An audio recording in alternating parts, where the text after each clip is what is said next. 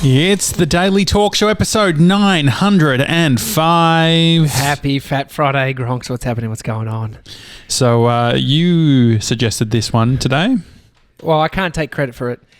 Jess Lucas, she has sent me an Instagram DM a few days ago with a article to McDonald's releasing a brand new McFlurry. It's a donut project. It is. It is a donut ball McFlurry. It also has in it hot fudge sauce and Oreo bits. It's perfect. I'm smelling it now. It smells like cinnamon donuts. Oh, it smells like the South Melbourne market. As a kid, Mum would get me a full bag of cinnamon donuts. Smells a little bit like Freshies. Yeah, or like your local donut shop. Okay, can we start? Cinnamon's versatile, isn't it? I mean, you put it on savoury, sweet. Okay, here I go. Teas. If he's going a whole ball, get that ball into you, son. Good. Happy with that. Yeah, it's a great product. Happy with the texture of the donuts. That's where it would fall over because they've tried and tested the Oreo McFlurry, and hot fudge on it is only an additional winner. Hey, look, it's not all about McDonald's though, Josh. If there's one reason for you to venture out of your house in the coming weeks for some personal time, I think it's to visit Shoppo, Doncaster Shopping Centre. What's going on at Shoppo? Dude, they have done a renovation on the food court. There's now 2 food courts. This is top level food court, high end restaurants those I don't even know the name of it. Where you have like a hot plate in the middle and you can actually cut up your own stuff, chuck on your own meats. Never been, hence why I don't know the name of it. Like a Korean barbecue sort of thing? Yeah. They got that, and then they've got probably 4 or 5 other high end restaurants. These were packed. Bodie and I went the other day. Is it near Village Cinemas? Upstairs? Upstairs, but they've completely renovated the joint. So when you walk in, TGI Fridays has a outdoor area where you can, dine, and then indoors. It is pumping. Like, we went on Melbourne Cup Day, Bodie and I went for a little adventure, and then he said, shopping centre's open. And so I cut across traffic line to get in there, and we went. Were you not planning on going there? No, we were going somewhere else, and then he spotted it, and just it was this one. What was the parking like? Open. I got one within 2 seconds. Oh, that's it was good. Sick. I was very I do always think when you get somewhere quickly, get it parked quickly. That could have been the difference of this being a nightmare day. Yeah. And a horrible experience at a shopping centre versus, I feel like the stars have aligned at that point, and you start looking for those moments. You just, it's God's on my side. You just go full Kanye on it, This McFlurry's great. Talking about Kanye, Kim Kardashian West is on David Letterman's Netflix series. Have you seen this? It's so good. I really like Kimmy K. Yeah, did you watch how crazy was the CVS integration? Yeah. Are you saying from a brand perspective or that? Like CVS must have paid big bucks to have that. Yep. I think they would have funded that whole episode. Well, I like it. It's like an interview show, sit down, cutting between them doing some activity. Robert Downey Jr. there feeding his pets on his Malibu farm. Kim Kardashian wouldn't let them in the house, but would only do a brand deal at CVS. Yeah. I mean, I assume that's what it was. But it was interesting. She spoke about the being held at gunpoint for a jewellery. That was a bit hectic. Full on. She's a smart woman. I think you're forced to think about how much money they're managing as a family, and the business and the interest, where there's like no hiding for them growing old on a reality show.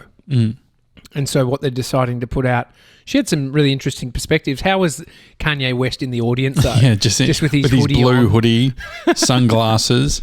I mean, I don't know. I feel like Mr. 97 would agree here on this one. David Letterman, I don't think he's that great of an interviewer, of a comedian. Don't you think? For a guy who's been doing it for a really long time, I understand that it's sort of shtick, but at the same time, it's just... There's a lot of awkward moments. Well, if you if you were to compare from, so I guess you can only really compare from night show hosts or show hosts, right? Because they're all a bit awkward, aren't they? Jimmy Fallon. Yeah. Like I kind of you either like their version of awkward. I mean, Conan O'Brien, Jimmy Fallon. Ellen DeGeneres, isn't that awkward? Ellen DeGeneres. She's probably one that's, sort of. I just get the vibe when I watch these things where there's maybe too much awareness. Maybe it's the big audience as well. Well, I think he doesn't. He's not bad in respect to his peers at that level. Yeah, I think is he seen as a comedian? Because then you look at Dave Chappelle and you go, well, because Dave Chappelle was on his Netflix series just recently, and you should hear the kindest words from Dave Chappelle about what it meant as a young comedian to be on a show like David Letterman. And then that's where it's like, I don't think we're not talking about having respect for what he's achieved. He's done so much. He's the guy that started a show and he thought it would be cancelled in a week. And next minute, it's the biggest show of that time, one of the biggest shows of that time. Jay Leno was another one. But yeah, I mean, it's where they fall into. I don't think they're comedians as such. But even as interviewers, like when you watch it, are you like, this is the best interview? His one with Dave Chappelle was really good. Which I think it comes down to this mutual respect thing, right? Because there is this sense of, okay, you need to build rapport quickly. And so on stage, they're trying to be sort of best friends. I feel like Oprah does a really good job with interviews. Yeah. It's because she gives away cars, and then everyone forgets what's happened. But like driving, but there is like that little bit of sort of there's the awkwardness, and then also the reversal of things too. Like in the Kim Kardashian conversation, he was sort of almost apologizing for some of the things that, or sort of the way that she was treated by people like him. I just thought, it was an interesting watch though. Definitely worth checking out on Netflix. I mean, the game of landing a 45-minute... I mean, they probably filmed for an hour and a half and then they've cut it hard to land a solid show. This is where, like, he talks about just being so laser focused, like the blinkers on, and it affected his other areas of his life. Like, he was an alcoholic, had to quit drinking. Like, they're all kind of like highly motivated, laser focused individuals that are in a cutthroat industry where everyone's looking. I couldn't handle it. Not many people that are having those roles. You can count on two hands how many people have gotten to that point when it comes to talk shows. But I just think that it's you even see Kim talks about the lack of understanding or knowledge of David Letterman, which is sort of a funny moment. Like, he is old school. Yeah, I think there's Ryan John really loves him. I'm pretty sure. Yeah, but then it's like you call Ryan John the game show host. It makes the sense of like he's aspirational for a period of time, not as much now. I kind of probably resonate with him more now than his old stuff, because he is like a fumbling older guy that's trying to work out the new landscape and is a bit out of it. And so isn't that funny? You become more relatable as you become less equipped for the time, for the current time. I think part of it is that he's had to remain relevant. But there are a bunch of people who are or would be considered that sort of modern celebrity that really want to get in that talk show game, like David Dobrik. He's always spoken about wanting to host a late night show. Yeah. I'm sure he's the kind of guy that would when he's got 20 million. Isn't that, sorry, as I say that, he's got 20 million subscribers. He has a late night. Just film at night at your house. Yeah. And you have a bigger late night show than any talk show host in the world. But it's the whole network thing, right? Like it's about being on NBC or CBS or being on, one of those big networks and having the, dressing up in a suit. But even there is the... I mean, you'd love it. You don't have to think about what you're wearing because David Letterman said, I didn't think for 20 years about what I'd have to wear. Yeah, that's nice. And then he rocks up in some daggy number to the Chappelle interview. He says that. Yeah. I wonder what the... I feel like this format, podcasting, this is perfect for me. I feel very lucky that I've grown up in a time where this is the first thing. Yeah. What will it become? What will podcasting be the David Letterman thought that we're having? Okay, so look at things like so when it comes to modern talk shows, look at like Hot Ones, the chicken wing show. Yeah, there's an example of a modern talk show, but it's actually really good interviews. But there's heaps of people that are trying to be like the Howard Sterns, like even Logan Paul, that style of show. Sort of there is, or even H3H3, their podcast. Yeah. There's, a lot of examples where people are obviously taking inspiration. I think that for us, I definitely have looked at, Howard Stern's, whichever way you sort of see the content that he does or how you sort of reconcile that.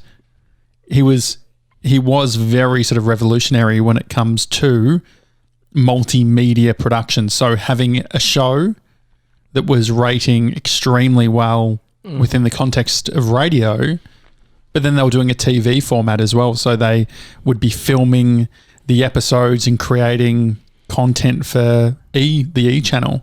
Yeah. And then there's people now that have no idea who someone like Stern is, which is crazy because I mean, he has a huge audience.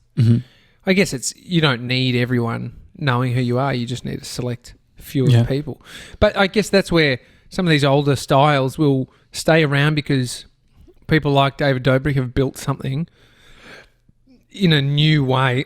So the vlogs and the YouTube, then it gives him the power to influence the style.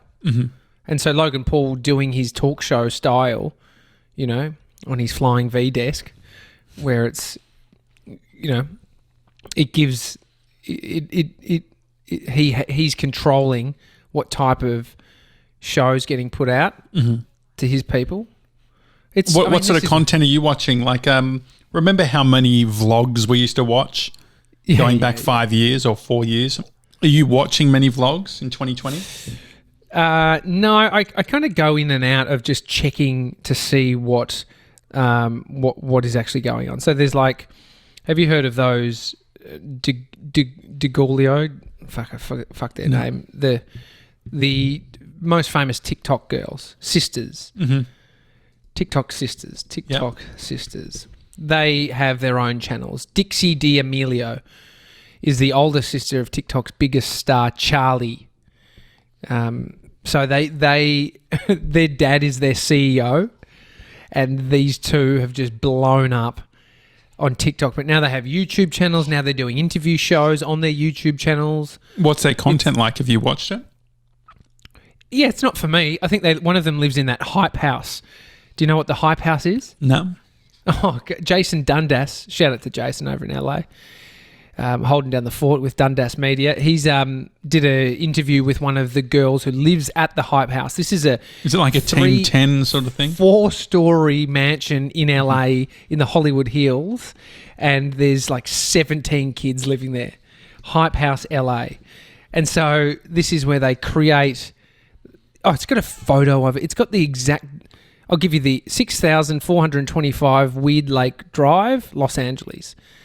Like, it's literally just in Google, Hype House. You can see it. It's ginormous. How long have they had it for? I think it's been around for quite some time. Los Angeles Hype House, the physical location of a new content creator collective, is a Spanish-style mansion perched at the top of a hill on a gated street in Los Angeles. It's got a pool, enormous kitchen, dining, living squares. Okay, so it's actually Hype House is the physical location, and then there's people come in and out of it. And they live there. They live there. They create content. Oh my God. NewYorkTimes.com. I'm looking at this. Just all these pimply-faced 18-year-olds doing selfies in their living room. It's bizarre. It sort of reminds me of, remember that book that I got, the photo book, the Generation Wealth? Remember that? It was like a gold book that I got delivered to the office. It's got all these old photos from the 90s. Yes. It's great. There's all these rich kids, including the Kardashians and, you know, the Hiltons. It's really interesting. But it reminds me of a lot of this sort of stuff, which is just like a scene. Because I guess that the scene now, like TikTokers going to restaurants and that type of thing. There's a steakhouse in LA where TikTokers have overrun it. TikTok Steakhouse. LA, and so they're all going there to get, BOA, Steakhouse is the eatery of choice for LA's TikTok scene. It's so interesting. I mean, what it does is that restaurant I've known for ages. I'd never been there, but it's been very popular. But they would be, I guess they're helping some businesses. What a weird thing! Imagine being in that as a 17 or 18-year-old kid. Like, for me in there would have been horrible. But I think some of them, maybe they're like actually really focused on creating content. They don't drink. That's what I hope the situation is. That they're actually just like not partying all the time, but they have to good-looking nerdy content creators. Like, they're just obsessed. But I don't know, do something to your ego for a little while. Yeah. I wonder also with the with where everything's going, whether there'll be more sort of a distributed media landscape where everything's not just coming out of Hollywood or, these big, Howard Stern out of New York, or like it's sort of New York and Los Angeles for the longest time have sort of been the place to be. For those, but then you hear... So Dave Shapiro, Ben Shapiro, the Daily Wire, I think that's his business or his moving network. to Tennessee or where did he move to? Their business makes nearly $20 million a year. He just referenced that by saying we're removing our revenue that we're making $20 million a year to moving to wherever he's going out of the state. But that's a big business, and you don't know where that is from. Yeah. Like, it's just a set. They build out these sets and it's all about politics and talking shit. But that's what has been the biggest sort of scam with all of this stuff for so long, is that we have thought that you have to be in these major cities to be able to do this stuff. But thanks to, in some regards, the pandemic, people are working from home. It's like, it's fascinating to think about the late night shows, how long they were just doing poor quality content from home rather than doing a really high production value offering at home. And how much pain they were in, the production team. If a network that pays their hosts, $20-30 million a year is putting out Zoom quality content. Yeah, it's a bit annoying. Something's gone pear-shaped. They've bit of budget needed to be pulled. Well, one interesting thing is that we haven't seen a streaming platform yet doing talk show content. Netflix just feeding it in. So think about it. Like, where would you go? Potentially in the States, there's things like Hulu. I'm not sure what the deal is with that, but there's no real sort of solution that we have right now that plays into sort of that daily talk show content. Like, where does that sit? Dude, it's annoying, but Spotify, I've been enjoying the experience of watching Joe Rogan. Like sometimes I've just wanted to listen to it and I've clicked onto him through Spotify, just trying to get myself into that pattern when they remove it from podcasting, the podcast app, other podcast apps. And you literally press on it, swipe up, watching the video. I'm going, close it, put it in my pocket, jump in the car. It's still playing in my ears. Well, there's no doubt they're doing a good job. Like Spotify are leaders in the space, but the problem is that when you have a monopoly or when you have a few or when we all think that this is going to be the savior, I mean, YouTube to a certain degree, they seem to be, I feel like that's an untapped opportunity because they have had with premium the ability to, get out of the video and have audio only. Yeah. I think potentially even, I can't remember, one of the big streamers, I think maybe Netflix is bringing that feature as well, being able to just listen. But it seems like they want the experience to be, think about what is the content on there, documentaries, films, specials. It's like once they start entering into allowing you and I to have our own Netflix channel, they're in trouble. I mean, so there's an article that I was reading just the other night about what Spotify is doing with their royalties. So Spotify are giving musicians the opportunity to reduce. I'll just read an actual quote. This is from the Next Web. Last night, the streaming company announced a tool that allows artists to get more reach in exchange for lower royalty rates. Spotify says artists or record labels can choose the song they want to promote. And this is quoted from Spotify. In this new experiment, artists, labels can identify music that's a priority for them. And our system will add that signal to the algorithm that determines personalized listening sessions. This allows our algorithms to account for what's important to the artist, perhaps a song that they're particularly excited about, an album anniversary they're celebrating, a viral cultural moment they're experiencing, or other factors they care about. So what Spotify is saying here is take less.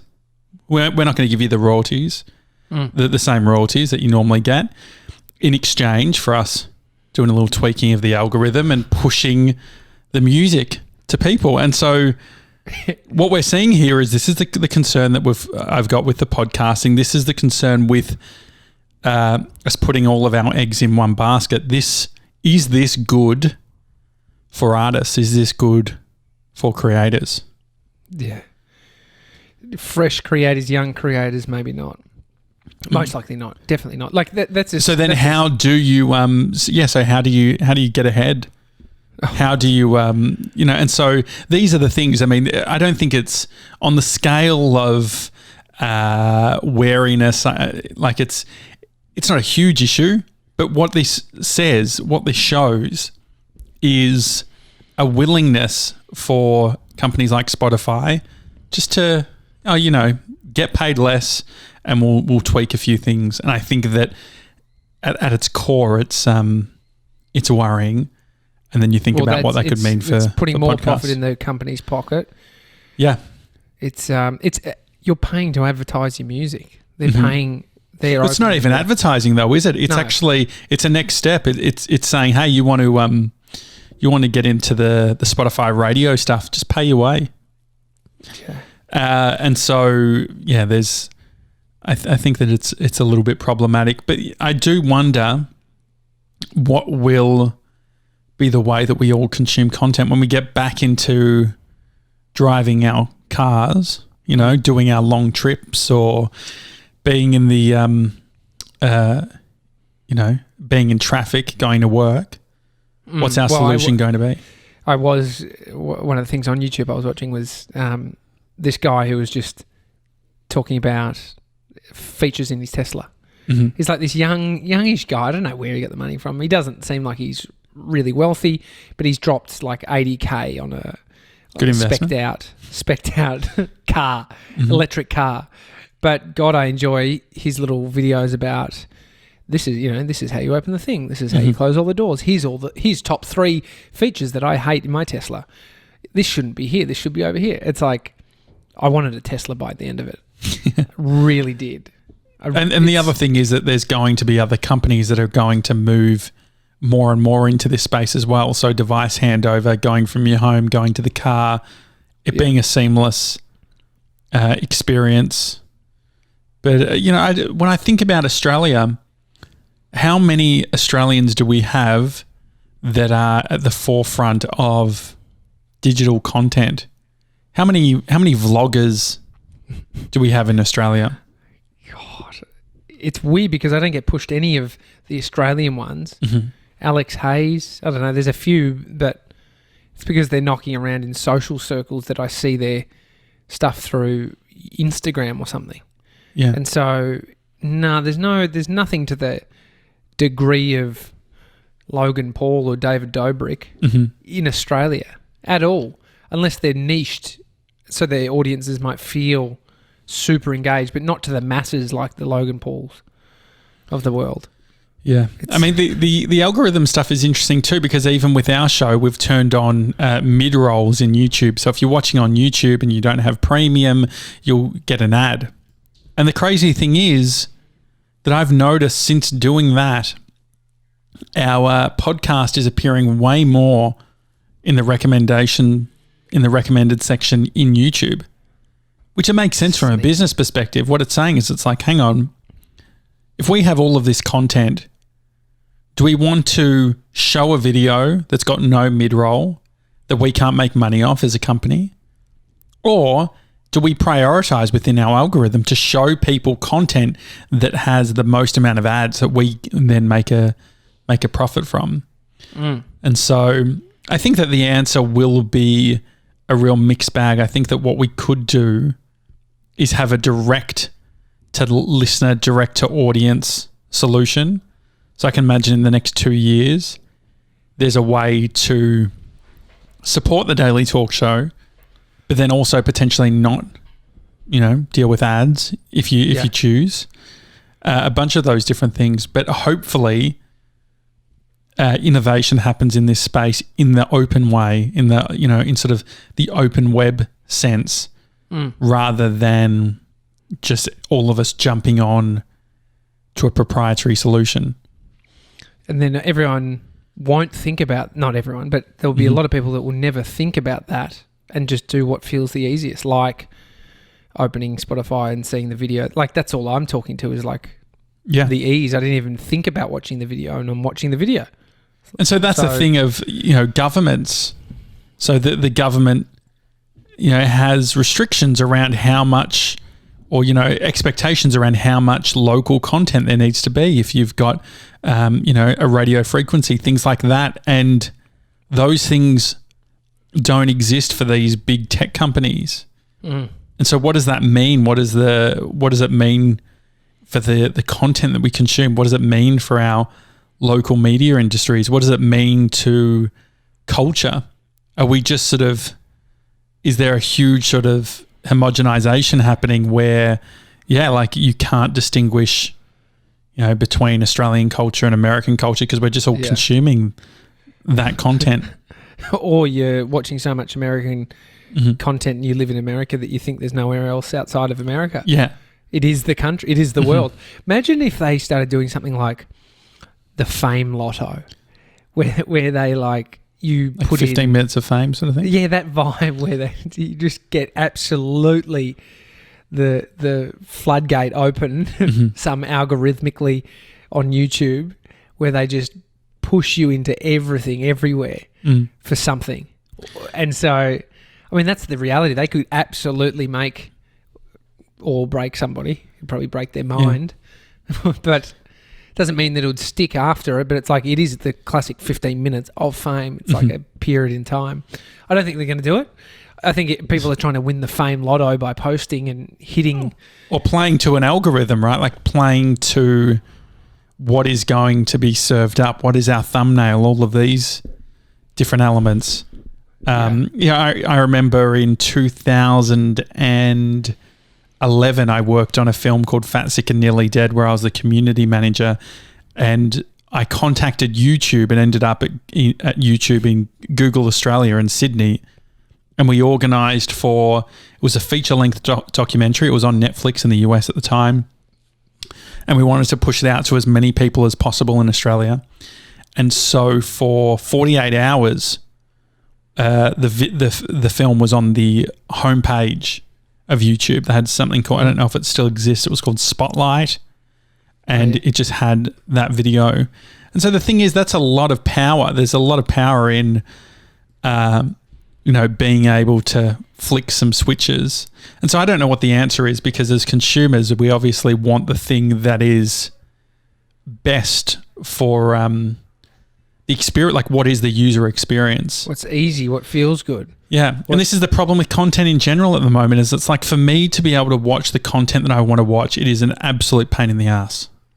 Yeah, well, you got to go to the dark web because it's so far right. That yeah, I mean, but seriously, like the issue around licensing. What are you watching? Hang on, wait. What are you watching? Well, it's all it's like all the everything from the CNN sort of like, so the news sort of streaming stuff, or there's so much content, even like films and TV.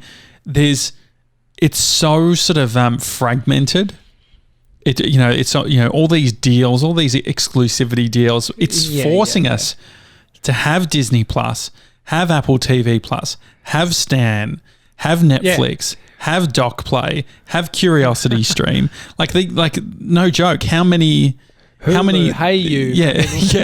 And this is the thing. Like, there is just so many, and I'm just always shocked at how hard it is to get the content that I want in an easy form. And the problem is licensing. So the problem is that someone makes something in the US, that Australia seems like this, faraway place, and so they sell the distribution rights. And so they're like the people the studios that made it, they sell it on to someone else to look after. And so then they make a heap of money through that. So then they have to protect it. So they have to protect from a licensing perspective. Yeah. And so, I feel like we've got so many old school layers still stuck. What was easy when you just wanted to watch something like Oz, which was this show about jail, and you couldn't get it anywhere in Australia. It's probably 2004. And I went on eBay and I found the box set. It was obviously a rip-off version, but I got it from overseas, and it came, and it was like in a book, like hardcover, open it up, and it had all its sleeves, and I got like the full seasons, all seasons of this show called Oz, which I mean, it was. And did it play? Did it? Because the thing is, the regions. I always made sure I checked my regions. Mm-hmm. I checked my regions, didn't know what it meant, but I checked for the right one, and my DVD player played it. So I watched Oz. But I mean, that's the thing, when back in the day, like that show's probably on one of the streaming services now, years and years later. Like Dave Chappelle's show, The Chappelle Show, is just been licensed to Netflix. Wonder how much money's been made there. Mm. Well, the thing is, this is like talking about the Howard Stern stuff. He was on terrestrial radio, so he was just on the radio that you tune in, and then Sirius XM is a satellite service. So think about like cable or cable TV, but radio, and where you have to have a subscription. And Sirius XM paid a huge amount of money, $100 million, to get Howard on their network, because the thing is, he had built an audience. And so he ended up reducing his audience in a big way, but everyone that listened were paying subscribers. And so that's the and I guess this is happening. You look at something like Spotify, and so what they'll say is we're not charging. We're not charging for you to listen to the podcast. And that goes back to this thing. If you're not paying for the product, you are the product. And so what this means, there's ads. You're not only getting fed ads, but also Spotify can be like, okay, let's tune this up. What do we want them to see? Is Spotify going to be if we create a narrative that you can get every podcast on Spotify, think about how much of our experience, how often when you go on Instagram do you actually go to individual people's profiles? How often are you actually doing that versus having the algorithm push you and say, hey, check out this person or this person? Like the algorithm is controlling what we're thinking about. And so the transaction that we're making is it's like, hey, get this content for free, but then eventually we're going to control what you listen to, whether you know it or like it. And the thing is that you won't even know it because you'll say, oh, I just saw this thing or this thing just came up. But this is being created by a machine. This is which is connected to someone who's, tweaking things to make sure that they can make the most amount of money. And I think that there's huge risks that we need to worry about. Huge danger. Try for a moment. Maybe you do this, but when you're on YouTube, don't look at anything it suggests you or the Discovery tab. And then you get to I've been doing that, trying to consciously do that. I'm like, fuck, I don't want to have to think about what I'm typing into the search. Yeah. But then you start type something in that you're thinking that you can come up with, not what they come up with. But you realise the friction in that moment that they've solved, which is, don't worry, I got this. My round. Not only that, it's still going to even if you search, they're controlling the search results. Exactly. So if you type in Seth Godin, Spotify will just show you a Spotify original with Seth Godin in it. This is the problem. There's no way. And so I think that what is a solution is just being diversified in our approach. It's the same reason why the convenience of Amazon and all that sort of thing, it's all well and good, but there is still a case for we need to be shopping local. We need to be supporting local. We need to be doing all those sorts of things. Well, we've done that today. We've shopped at our local Macca's. Yeah. Uber Eats and McDonald's. Absolute fucking hypocrites. Local franchises. We should do it. Maybe, why don't we set that challenge? Why don't we do Fat Fridays? Yeah. From now until the end of the year, it's Fat Fridays local. Yeah. And we're actually paying for it. It's not like we're fucking going out asking small businesses to give us fucking free stuff because we pay for our McFlurry. So let's... Yeah. So does that mean, what about like if it is so Subway's off, Subway you can't... Subway's off, yeah. Okay, yeah. It's more just like boutique, like Harry's Milk Bar or, whatever. Exactly. Great. Love it. All right, everyone. Enjoy your Friday. If you like the show, please give us a review on Apple Podcasts. We love seeing them. Also, share on Instagram. What I'd recommend is maybe screen grabbing the podcast app you're watching with the Daily Talk Show playing. Write something nice. Tag us up. Let someone fall into our rabbit hole. Exactly. Would appreciate that. Otherwise, enjoy your day. We'll see you tomorrow, guys. Have a good one. See you guys.